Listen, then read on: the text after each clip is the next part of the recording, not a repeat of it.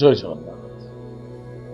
ନମସ୍କାର ପ୍ରିୟ ଦର୍ଶକ ବନ୍ଧୁ, ମୁଁ ଜ୍ୟୋତିଷାଚାର୍ଯ୍ୟ ପ୍ରମୋଦ କୁମାର ପଣ୍ଡା ଆପଣମାନଙ୍କୁ ସ୍ୱାଗତ କରୁଛି ଆପଣମାନଙ୍କର ପ୍ରିୟ ଚ୍ୟାନେଲ ଆଷ୍ଟ୍ରୋ କଲ୍ୟାଣ ଚ୍ୟାନେଲ। ପ୍ରିୟ ଦର୍ଶକ ବନ୍ଧୁ, ଯେଉଁ ବ୍ୟକ୍ତିମାନଙ୍କୁ ଚ୍ୟାନେଲକୁ ଦେଖୁଛନ୍ତି ସବସ୍କ୍ରାଇବ କରିନାହାନ୍ତି ସବସ୍କ୍ରାଇବ କରନ୍ତୁ, ଲାଇକ୍ କରନ୍ତୁ, ଅଧିକରୁ ଅଧିକ ସେୟାର କରନ୍ତୁ। ଏବେ ଆସନ୍ତୁ ଜାଣିବା ଭାଗ୍ୟର ପରିବର୍ତ୍ତନତା। ଦୁର୍ଭାଗ୍ୟ ଦୂର ହେବ, ସଫଳତା ମିଳିବ, ଆନନ୍ଦ ମିଳିବ। କଣ ମିଳିବ ଆଜି ଆମେ ଜାଣିବା। ତାହେଲେ କଣ ଆଜି ଅଛି? ଦେବଗୁରୁ ବୃହସ୍ପତି ମହାଗ୍ରହ ଗୋଚର ହେବାକୁ ଯାଉଛନ୍ତି। 31 ଅକ୍ଟୋବର 2026 ଠାରୁ ଦେବଗୁରୁ ବୃହସ୍ପତି ସିଂହ ରାଶିର ମଘା ନକ୍ଷତ୍ରକୁ ଆଗମନ କରୁଛନ୍ତି। ତାହେଲେ ଯୋଉ ବ୍ୟକ୍ତିଙ୍କର ଜନ୍ମଜାତକ ରାଶି ହଉଛି ମେଷ ରାଶି, ଅନ୍ୟଥା ଲଗ୍ନ ହଉଛି ମେଷ ଲଗ୍ନ। ଯଦି ଆପଣଙ୍କ ପାଖରେ ରାଶି କିଛି ବି ଥାଉ କିନ୍ତୁ ମେଷ ଲଗ୍ନ ଅଛି, ଆପଣ ନିଶ୍ଚିତ ରୂପରେ ଏହାକୁ ଦେଖିବା ଅତ୍ୟନ୍ତ ଆବଶ୍ୟକତା ଅଛି। ଏତଦ୍ ବ୍ୟତୀତ ଯୋଉ ବ୍ୟକ୍ତିଙ୍କ ରାଶି ହଉଛି ମେଷ ରାଶି, ଯଦି ଆପଣଙ୍କ ପାଖରେ ଜାତକ ନାହିଁ, ନାମ ରାଶି ହଉଛି ମେଷ ରାଶି, ତାହେଲେ ନିଶ୍ଚିତ ରୂପରେ ଏ ଏପିସୋଡ ଦେଖିବା ଅତ୍ୟନ୍ତ ଆବଶ୍ୟକତା ଅଛି। ପ୍ରିୟ ଦର୍ଶକ ବନ୍ଧୁ, ତାହେଲେ ମେଷ ରାଶି ଠାରୁ ସିଂହ ରାଶି ହଉଛି ପଞ୍ଚମ ଭାବ। ବୁଦ୍ଧି, ବିଦ୍ୟା, ବାଣୀ, ବ୍ୟବହାର, ସନ୍ତାନ, ଇନଭେଷ୍ଟମେଣ୍ଟ, ଲ, ଆଧ୍ୟାତ୍ମିକବାଦୀ ମଧ୍ୟ। ତାହେଲେ ଦେବଗୁରୁ ବୃହସ୍ପତି ଯେତେବେଳେ ସିଂହ ରାଶିରେ ରହିବେ, ତାହେଲେ କେଉଁ ସ୍ଥାନକୁ ଦୃଷ୍ଟି ଦେବେ? ପ୍ରଥମତଃ ପଞ୍ଚମ, ସପ୍ତମ ଏବଂ ନବମ ଭାବକୁ ଦୃଷ୍ଟି ଦେବେ। ଦେବଗୁରୁ ବୃହସ୍ପତିଙ୍କର ନବମ ଭାବ ଦୃଷ୍ଟି ହଉଛି ମେଷ ରାଶି ଏବଂ ପଞ୍ଚମ ଭାବ ଦୃଷ୍ଟି ହଉଛି ଧନୁ ରାଶି। ସପ୍ତମ ଭାବ ଦୃଷ୍ଟି ନିଶ୍ଚିତ ରୂପରେ କୁମ୍ଭ ରାଶି। କୁମ୍ଭ ରାଶିରେ ରାହୁ ଅଛନ୍ତି। ରାହୁ ସହିତ ବରଂ ଦେବଗୁରୁ ବୃହସ୍ପତିଙ୍କର ଦୃଷ୍ଟି ପଡ଼ିବ, ଜବରଦସ୍ତ ପାୱାରଫୁଲ ରହିବ। ତାହେଲେ ପ୍ରିୟ ଦର୍ଶକ ବନ୍ଧୁ, ତାହେଲେ ବୃହସ୍ପତିଙ୍କ ସହିତ ଅଛନ୍ତି କି ନା କେତୁ ରହିବେ। ତାହେଲେ କେତୁ କଣ ନା ଗୋଟେ ପ୍ଲାନର ଗ୍ରହ, ଓନ୍ଲି ଫର ପ୍ଲାନିଂ, ବିଦ୍ୟା, ଗବେଷଣା, ରିସର୍ଚ୍ଚ। ତାହେଲେ ଯୋଉ ବ୍ୟକ୍ତି ମାନେ ଆଧ୍ୟାତ୍ମିକ କ୍ଷେତ୍ରରେ ଅଛନ୍ତି, ଆଧ୍ୟାତ୍ମିକବାଦୀ ଅଛନ୍ତି, ସାଧୁ, ସନ୍ଥ, ସନ୍ନ୍ୟାସୀ, ପ୍ରବଚକ, ବିଦ୍ୟାର୍ଥୀ, ରିସର୍ଚ୍ଚ, ଏମାନଙ୍କ ପାଇଁ ଜବରଦସ୍ତ ସଫଳତା ଦେବେ ଦେବଗୁରୁ ବୃହସ୍ପତି। ଭୌତିକ ସୁଖ, ଶାନ୍ତି ଏବଂ ସମୃଦ୍ଧି ମଧ୍ୟ ଦେଖାଯିବ।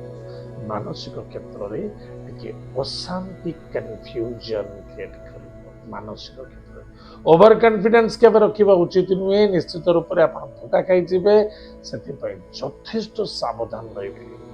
ବିଚଳିତ ହେବା ଉଚିତ ନୁହେଁ। ବିବେକବାନ ହେବା, ବିଚଳିତ ଜାଗାରେ ବିବେକବାନ ହେବା ଏବଂ ବୁଝି ସୁଝି କାର୍ଯ୍ୟ କରିବା ବହୁତ ଆବଶ୍ୟକତା ଅଛି। ଲମ୍ବା ଯାତ୍ରା,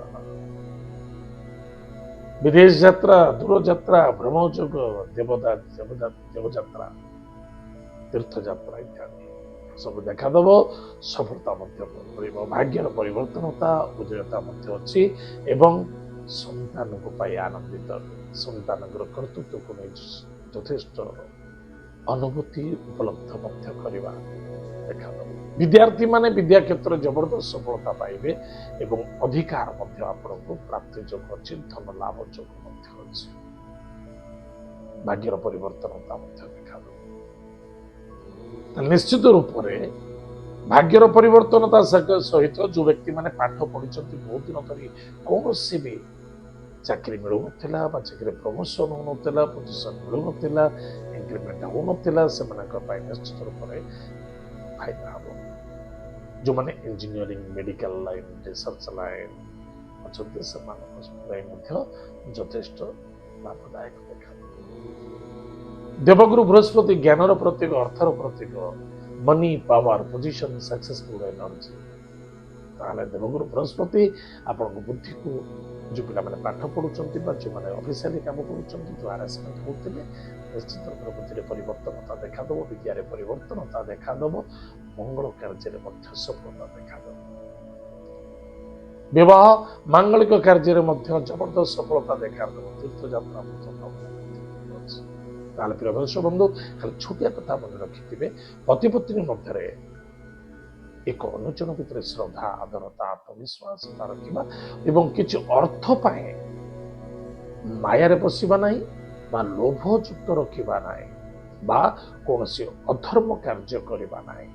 ଧାର୍ମିକ କାର୍ଯ୍ୟରେ ଯଥାର୍ଥରେ ଖର୍ଚ୍ଚ କରିବା ଲୋଭାଯୁକ୍ତ ଆସକ୍ତା ବାଧ୍ୟତା ଉଚିତ ନୁହେଁ। ତାର ନିଶ୍ଚିତ ରୂପରେ ଆପଣଙ୍କର ମଙ୍ଗଳର ସଫଳତା ମିଳିବ।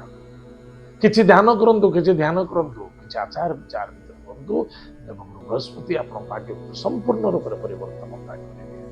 ତାହେଲେ ପ୍ରିୟ ଦର୍ଶକ ବନ୍ଧୁ, ତାହେଲେ ଆଜି ଆମେ ଜାଣିଲେ ମେଷ ରାଶି ବ୍ୟକ୍ତିମାନଙ୍କ ପାଇଁ ତାହେଲେ କିଛି ତ ଗଡ଼ବଡ଼ି ଅଛି ଆଉ ବହୁତ ଭଲ ଅଛି, ହାରାହାରି ବହୁତ ଭଲ ରହିବ।